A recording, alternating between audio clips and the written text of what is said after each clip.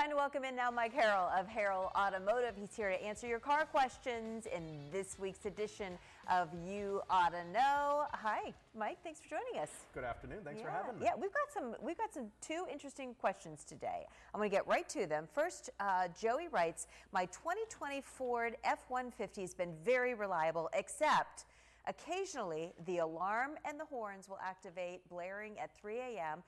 While driving the driver's door, a jar message comes up. It is closed completely. So are these two items related? Am I able to permanently shut off those alarm systems?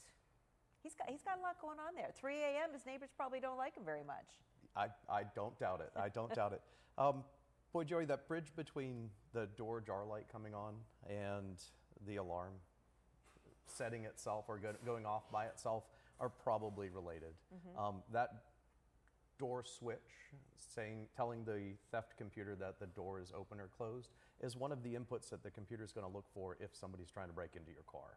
So it thinks that there's an active theft event happening and it's turning your alarm on probably for that reason.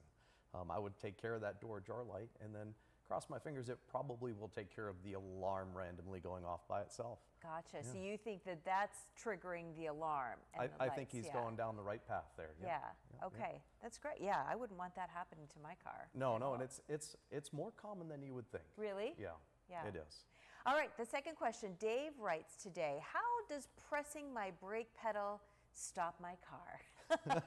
How do my brakes work? These are things you think about when you're awake at 3 in the morning and you can't get back to sleep. I've had my driver's license for over 41 years and I've never really known how my brakes work. I've actually worn out a few sets. So that is the question. How does the brake system work in a car? Physics. We'll start with some physics. Your car, the engine is turning heat energy into mechanical energy. And what we know about physics, what we know about energy in physics is that energy it can't be created or destroyed. It has to change phases or matter. So that energy that has turned into mechanical energy to make that car go, we now need to convert into another type of energy, and we convert it back into heat energy using your brake system. That's the overview.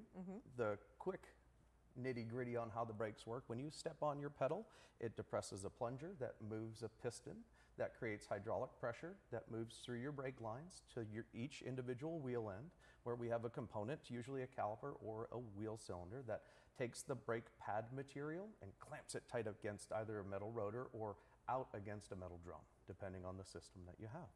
And in doing so, we're taking that pad material, and it is something that's going to be consumed, it's going to wear off, and just turn into heat energy. We're taking that rotation and clamping that rotor and turning that mechanical energy back into heat energy.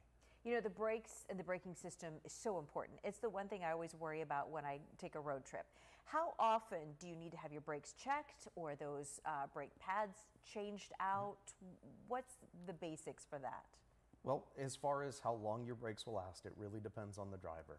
We see drivers that are hard on their brakes and maybe wear out their brakes within 20 to 30,000 miles. And then we have drivers that, boy, they'll go 50, 60,000 miles on the same set of pads and rotors. It really is all in your driving style, how your car is parked, how well you keep it, how well you take care of it, right? And as far as how often you should check your brakes, anytime you have any concern with your brake system, whether it's a feeling or noise, definitely get it checked out.